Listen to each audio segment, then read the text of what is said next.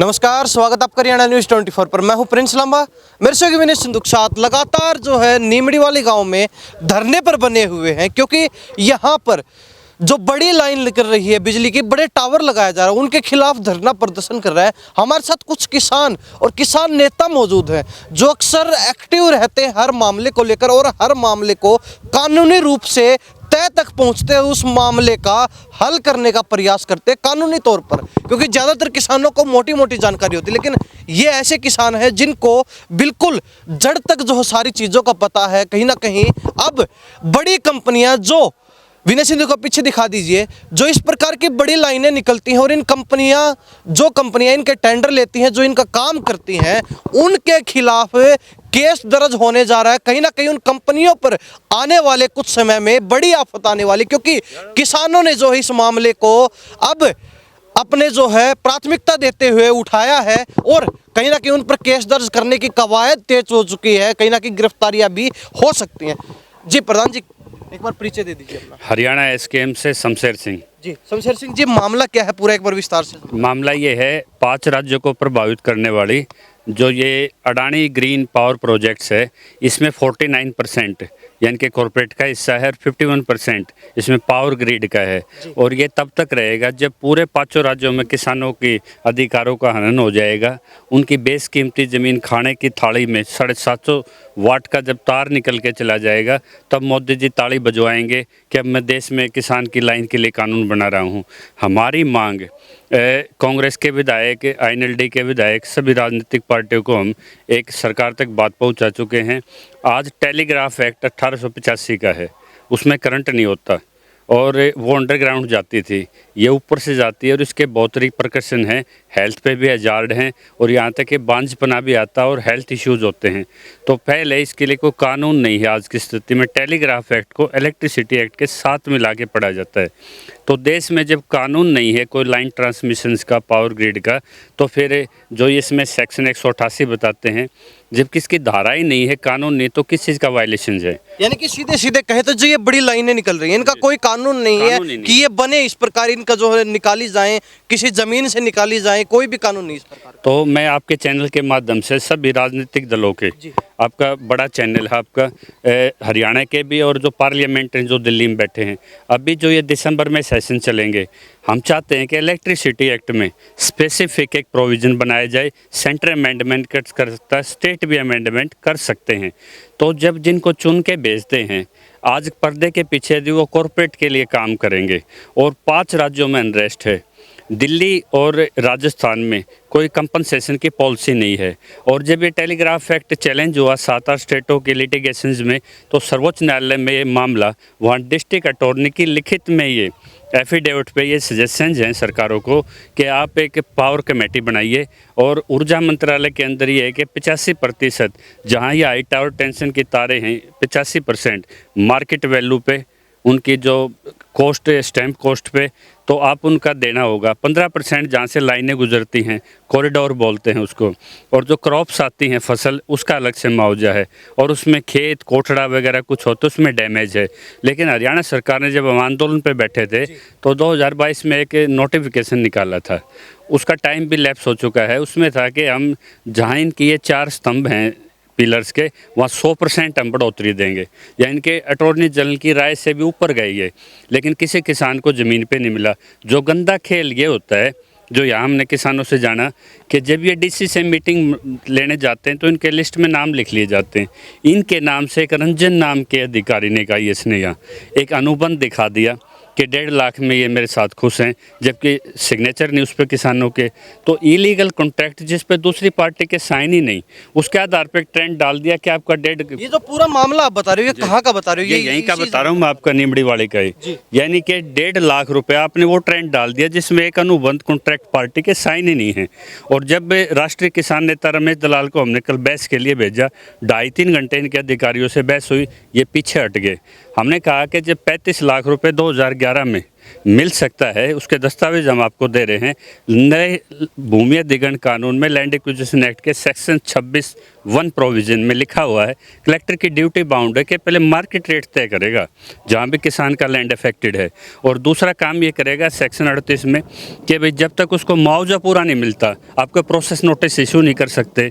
और फसल पे तो 3 महीने का नोटिस होता है, ये हाथ में रखते हैं कागज, नाम पूछा आपको नोटिस दे दिया, ये भी आइडेंटिफाई नहीं करते जिस खेत में आप खड़े हो आपको नोटिस देना वो खेत आपका है कि नहीं है। प्रधान जी सारी बात ठीक है, आप कहते हो कि कोई कानून नहीं है, जो किसान जाते हैं झूठा नाम लिख के उनका जो है कि बॉन्ड बना लेते हैं, अनुबंध बना लेते हैं, उसमें नाम डाल देते हैं ये हमारे साथ खुश है इतने मुआवजे के अंदर, लेकिन फिर भी काम धड़ल्ले से चल रहा है, कोई रोकने टोकने वाला नहीं है, ना कोई जो सरकार की तरफ से आदेश आते हैं कि ये काम गलत हो रहा है, इलीगल हो रहा है, इसको रोका जाए। सभी किसानों की जो है खेतों के अंदर से गड्ढे खोद कर जो है नींव डाल दी गई सभी टावरों की, 4-4 पिलरों के अलग अलग से। एक किसान कहते हैं कि यहाँ भी आत्महत्या करने को मजबूर था, उसके बाद पूरा गांव उनके साथ आया, और अब पूरा जो है हरियाणा और पंजाब से भी जो किसान यहाँ पहुंच रहे हैं, तो फिर कोई रोक भी नहीं रहा है, कानून भी नहीं है, ये दोहरी चीजें कैसे चल रही है? इसी चीज़ के लिए हमने लीगल मोर्चा संभाला है।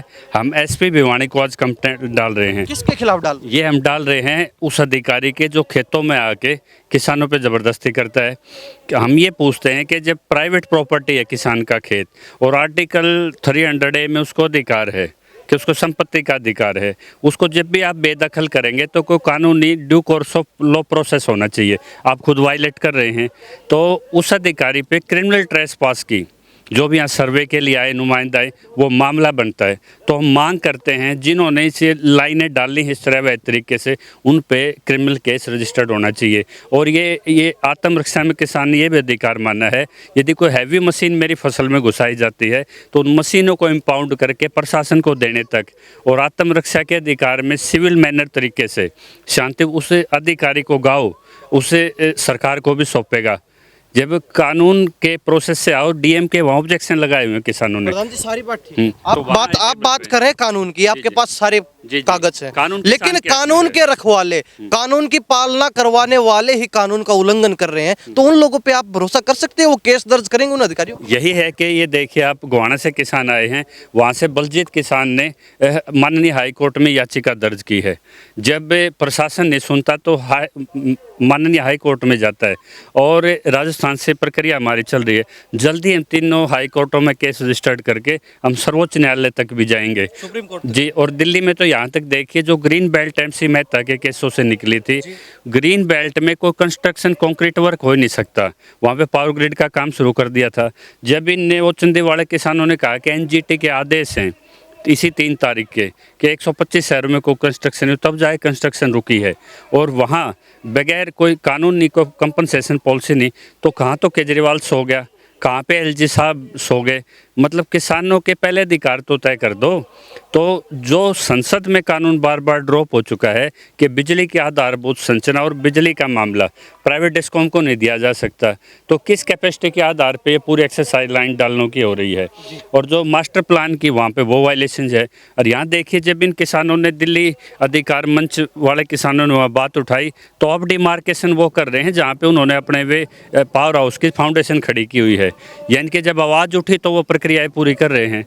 तो 4 पावर ग्रेड में जो एक पावर ग्रेड नॉर्थ का लगना है उस पर संकट छाए हुए हैं, वो ही अवैध है और रेजिडेंशियल एरिया को अफेक्ट कर रहा है। मैं प्रधान जी यही बात आपसे जानना चाह रहा हूँ, जिन लोगों पर आप पहले भरोसा कर चुके, जो अक्सर दम भरती हैं, चाहे दिल्ली सरकार हो, यूपी की हो, हरियाणा की हो, पंजाब की हो, कहीं की भी सरकार हो, चाहे केंद्र सरकार हो, कहते हैं कि किसानों के हक में नहीं है, लेकिन सरकारें दावा करती हैं हम किसानों के लिए ये कर रहे हैं, वो कर रहे हैं, ये कानून बना दिया, इससे किसानों को लाभ होगा। अगर वो आपके हक में कोई फैसला नहीं ले सकते हैं, कोई कानून नहीं बना सकते हैं, कुछ गलत हो रहा है उसको रोक नहीं सकते हैं, कॉरपोरेट का साथ दे रहे हैं जिस प्रकार आप बता रहे हैं सारी चीजें, तो आपको कितना भरोसा है कि वो उन्हीं के खिलाफ कार्रवाई कर पाएंगे या नहीं कर पाएंगे? आज जब मंच से कुछ कांग्रेस प्रतिनिधि आए थे, मैंने कहा था कि जो रिलायंस की अंबानी की 400 करोड़ की जो स्टैम्प ड्यूटी माफ करने वाला हुड्डा था, आज आशा हुड्डा का जो खरखोदा में प्रोजेक्ट 80 एकड़ जमीन देने वाले यही कांग्रेस वाले हैं।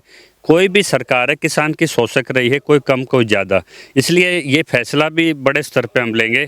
यदि किसी पार्लियामेंट में, विधानसभा में किसान के इस मसले पे कानून नहीं बना तो गांव में उनकी एंट्री बैन हो जाएगी। हम चुनते हैं उनको कि कानून बनाए, हमारे अधिकारों का संरक्षण करे। यहाँ के कहते हैं किसान के बच्चे, जब मैं इनको कहता हूँ कि बैठो ट्रैक्टर पे और चलो आगे, तो इनके हाथ पैर फूल जाते हैं, या इनके वोट बैंक तो दिखाई देता है, किसान के लिए खड़े होने की ताकत नहीं इनकी। और जब आज भी देखो एनजीटी का बैन है पूरे इसमें। क्या ये वही दिवाली है जिसको हम पहले जीते थे? एक खुशी का माहौल हमारे मन में और घर में। पूरे देश का जो बेरोजगारी का जो आंकड़ा 4.4 है। हरियाणा सरकार से इसका डेटा पूछा, 8.8% जो ना बेरोजगारी का डेटा हरियाणा सरकार ने, यानी देश में बेरोजगारी का जो डेटा है उससे डबल आज मेरा हरियाणा प्रदेश बेरोजगारी से, मेरे हरियाणा प्रदेश का युवा जूझ रहा है। उसकी वजह से नशे की तरफ, अपराध की तरफ, उनको कोई अपना रास्ता नजर नहीं आ रहा युवाओं को।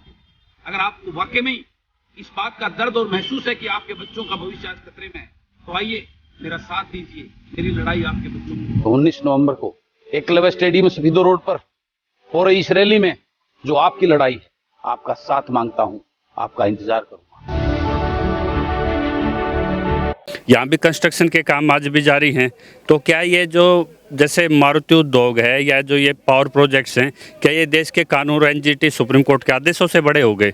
तो इसलिए ये मांग करते हैं कि इस सेशन में ये बात उठेगी और 5 राज्यों को किसानों को लामबंद करने का हमारी टीम काम कर रही है। और मैं उन किसान नेताओं से बार बार कहूँगा जो बॉर्डर पे आंदोलन के दौरान येस और नो पे टिके हुए थे, यदि किसानों के हित दिखाई देते तो आज हरियाणा में 9 साइलोज प्राइवेट खड़े नहीं होते। पहले जो अनाज था एफसीआई को ख़त्म करके वो कब्जे में लिया, अब पूरी पावर जो ट्रांसमिशन है देश की वो आज अपने कब्जे में लेने के लिए इंफ्रास्ट्रक्चर डाली जा रही है, जिसके लिए केंद्र में कोई कानून नहीं। चलो ठीक है प्रधान जी, सारी बातचीत होगी, लेकिन अब यहाँ अगर इन बिजली की बड़ी लाइनों की बात करें, जो नई लाइन डल रही है, जो किसानों की ज़मीन पर कब्जा करने का पूरा प्रयास है, ज़बरदस्ती तानाशाही करके किसान कह रहे हैं कि यहाँ पुलिस के दबाव में जो किसानों को भगा दिया, अगर उसके बाद गड्ढे करके जो नींव रखी गई है, उसको लेकर क्या कहें? किसान कहते हैं कि मुआवजा लेंगे, पहले मुआवजा लेंगे फिर ज़मीन देंगे, नहीं तो 1 इंच ज़मीन जो है देने वाले नहीं है। इसको लेकर, इस मामले को लेकर क्या कुछ कदम आप उठा रहे हैं? देखिए, इसके जो असेसमेंट है ना, अगर इसके नीचे कोई पशु भी बन जाता है, उसमें बांझपना आ जाता है, बीमारियां आती हैं, बीपी होता है, यानी कि आपने अगर वो पेस मेकर लगा हुआ है तो वो भी आपको कार्डिक अरेस्ट बना सकता है। तो इसके आज तक कोई असेसमेंट ही नहीं हुई कि इसके क्या क्या डैमेज आते हैं। ज़मीनें नहीं, ज़मीनों को निष्क्रिय कर देती हैं लाइनें।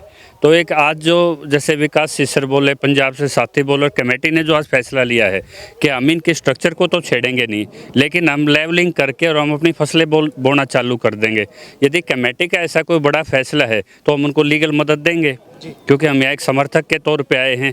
जो यहाँ आज सांगवान खाप की अध्यक्षता में महापंचायत हो रही है, उनका फैसला सिर माथों पर। जो किसान और कमेटी, जो यहाँ के लोकल किसान है, जो फैसला ले चुके हैं या फिर जो भी आगे लेंगे, तो उसमें कानूनी तौर पर, लीगल तौर पर आप हर तरीके से हर चारों तरफ से प्रयास करेंगे? बिल्कुल देंगे। इन्होंने फैसला लिया है कि जिला मुख्यालयों पर, जैसे सोनीपत में हुई तो वहाँ जिला मुख्यालय पर किसान ट्रैक्टर लेके वहाँ पे प्रदर्शन करेगा। और 12 तारीख को इसी दिसंबर में इन हाउस से पहले एक बड़ी 5 स्टेटों की मीटिंग आपको देखने को मिलेगी एनसीआर में। और जो यहाँ की कमेटी ने जो फैसला लिया है, ठीक है, फसल का तगाजा है, जब तक कानून नहीं बनता आप कानून बना लीजिए। आप फसलों की और किसान की संपत्ति की रक्षा करना स्टेट का दायित्व है, वो हमने रिटर्न करके दे दिया। प्रकार कहा कि हम एफआईआर को अपनी जो है शिकायत दे रहे हैं, एफआईआर करवाएंगे, गिरफ्तारियां करवाएंगे, तो क्या लगता है कार्रवाई होगी? और अब क्या मान के चलें कि किसान जो है, किसानों के बच्चे जो है पढ़े लिखे हैं, युवा है, यंग जनरेशन है, जो है उनके अंदर जोर है, बाजुओं के अंदर, किसान के पुत्रों के अंदर, वो छोड़ने वाले नहीं है। जोर है लेकिन कलम में कच्चे हैं। जैसे ताना मारा जाता है, खट्टर साहब मारते हैं कि कंधे से ऊपर, कागज़ कलम से पता नहीं किसान क्यों डरता है। हम किसान पे ये अवेयरनेस कर रहे हैं कि जब उन्होंने अपीलें डाली हैं, रिट हैं, आप प्रशासन से लिखित में जाइए, तो किसान कमज़ोर इतनी नहीं है। 85% देश का कमेरा वर्ग है जो जब ये आंदोलन पे आएगा तो सरकार चुनावी वर्ष में बैकफुट पे नजर आएंगी। ये विवश कर देंगे, हमें स्कैम खोलना पूरे देश में कि देश में जब कानून नहीं है तो ये लाइनें किस आधार पर बिछाई जा रही हैं। अधिकारी गलत करता है तो उन पर हमारी शिकायत है, तो उन पर FIR कैसे होगी? अगर प्रशासन नहीं करेगा हम कोर्टों के थ्रू करेंगे। लेकिन जो ये फैसला किसानों को कि खेती हम करेंगे, खेती तो किसान करेगा, तो खेती में बाधा नहीं होनी चाहिए, यही बड़ा फैसला लिया है। क्योंकि किसान खेती अपने लिए नहीं करता, देश के खाद्यान्न सुरक्षा के लिए भी करता है। तो ये सरकार को सोचना चाहिए, पॉलिसी मेकर को। और ये आज एक ज़िले का नहीं है, ये जैसे गोवाना से है, राजस्थान में चल रहा है, वहाँ भी कोई पॉलिसी नहीं है कंपनसेशन की। होनी तो चाहिए, यूनिफॉर्म पॉलिसी हो। और यानी कि किसानों के लिए कोई भी ऐसी पॉलिसी नहीं है कि अगर लाइन निकलती है तो उनको मुआवजा दिया जाना चाहिए। ट्रिब्यूनल बनाना था 2013 एक्ट में कि कोई भी market value assessment, social impact वगैरह स्टडी के लिए, वो इम्पैक्ट आज तक के लिए ट्रिब्यूनल नहीं बनाया खट्टर आपने साहब ने। कहा कि पहले 2011 में बड़ा मुआवजा मिला था 35 लाख के लगभग, आपने बताया। तो उस लिहाज से अगर अब देखें, अब जो ये लाइन बिछाई जा रही है, इसका मुआवजा मिले तो कितना मिलना चाहिए? 1.5 करोड़ रुपए, 1.5 करोड़ एक रुपए पिलर का? प्रति एकड़ का, प्रति एकड़? प्रति एकड़ का 1.5 करोड़ का किसान का हक है, वो उसकी भीख नहीं है। क्योंकि दिल्ली में एक अधिकारी ने देखा होगा 40 करोड़ वहाँ पे असेसमेंट बनता है, और 2.5 करोड़ का 2011 में मेट्रो के लिए केजरीवाल खुद उसके चेक बांट चुका है। तो इन्हांसमेंट देख लिए, और उसका 4 गुना आप देखिए नए कानून से, तो कितना बनता है? 85% फार्मूला निकाल लीजिए, कलम कागज लेके बैठ जाइए, वो आपका हक है, भीख नहीं है। और ये अनुबंध के आधार पे अब ये मुआवजे वितरित नहीं होंगे जो हरियाणा में यहाँ बागड़ में खेल खेला जाता है कि अभी उनके नाम लिख दिया और कॉन्टैक्ट दिखा दिया। कहाँ उनका मतलब 1.5 करोड़ कर, कहाँ पे उनको 1.5-2 लाख के अभी किसानों की भी कई बार हम अक्सर देखते हैं, अनेक नेताओं की, किसान नेताओं की भी और कहीं ना कहीं लोकल किसानों की भी, जब फैसला होने की बात बारी आती है, उस समय किसी को देते हैं 1.5 लाख रुपए, किसी को अगर आगे कोई अगर ज़्यादा ही जो है अड़ रहा है कोई किसान, उसको 4.5 लाख दे देते हैं, 5 लाख दे देते हैं। अगर और भी कोई ज़्यादा लंबा संघर्ष करने का प्रयास कर रहा है, उसको 10 लाख पकड़ा देते हैं। मतलब असमानताएं हर जगह देखी जाती है। वो किसानों की भी कहीं ना कहीं एक आवाज़ एक किसान ने उठाई थी कि मैं अपनी जान देने के लिए तैयार हूँ। 752 किसानों को खो चुके हैं हम, एक भी जान नहीं खोएंगे। टेबल पे जैसे 2.5 घंटा मीटिंग चली है, हम टेबल पे किसान को बिठाएंगे, किसी नेता को नहीं देंगे। और ये जो टाइम पास नेता आते हैं ना, ये भीड़ बनाने के लिए, चंदा इकट्ठा करने के लिए, तो इस तरह के ना हमारा संगठन है, ना हम इस तरह के प्रयास होने देंगे। टेबल पे लीगली किसान का जो कानून से हक बना है वो इतना बनता है 1.5 करोड़, उससे कम एक पैसे के लिए किसान तैयार नहीं है। तो कहीं ना कहीं इसके कानून के लिए भी अब संघर्ष रहेगा जारी। बिल्कुल, हमारी याचिकाएं नोटिस होने वाला है। अब माननीय हाई कोर्ट में बलजीत नाम के किसान की याचिका हमारी डल चुकी है, दिल्ली से भी डलेगी, हर जगह डलेगी। और गांव-गांव जाएंगे, जहां प्रभावित किसान है वहाँ इकट्ठे होंगे, और किसान का मनोबल बना रहे, देश कृषि प्रधान है, ये बना रहे, इसके लिए हमारे जीवन का उद्देश्य है। प्रधान जी बहुत बहुत धन्यवाद, किसानों को अच्छी जानकारी दी, कहीं ना कहीं लीगल तौर पर आपने किसानों को मजबूत करने की ऑलवेज हमेशा। Thank you. तो ये हमारे साथ किसान प्रधान थे, किसान सभाओं से जुड़े हुए, अलग अलग जगह से आए हुए हैं, और कहीं ना कहीं पढ़े लिखे किसान हैं जो किसानों को हर तरीके से मजबूत करने का काम कर रहे हैं। कहते हैं कि अलग अलग स्टेट के जो कोर्ट हैं, जो बड़े कोर्ट हैं, उनमें हमने याचिकाएं डाल रखी, उन पर सुनवाई अभी होने वाली है। और कहीं ना कहीं हर जगह पर सारे जो है स्टेट को मिलाकर एक बड़ा मामला सुप्रीम कोर्ट में ले जाएंगे, हायर अथॉरिटी तक लेकर जाएंगे, और बड़े लेवल पर जो है एक कानून बनवाने का काम करेंगे। कोई भी अगर बड़ी लाइन निकलती है तो उसका मार्केट रेट के अनुसार जो है मुआवजा मिलना चाहिए किसानों को पहले, उसके बाद जो है ज़मीन ली जाए, उसके बाद जो है किसानों के से ज़मीन जो है लेकर वहाँ काम किया जाए। किसानों को जागरूक करने का काम कर रहे हैं। इन्हीं सब बातों के साथ हम प्रिंस लांबा, मेरे से विनय सिंधु के साथ, हरियाणा न्यूज़ 24। नमस्कार, जय हिंद।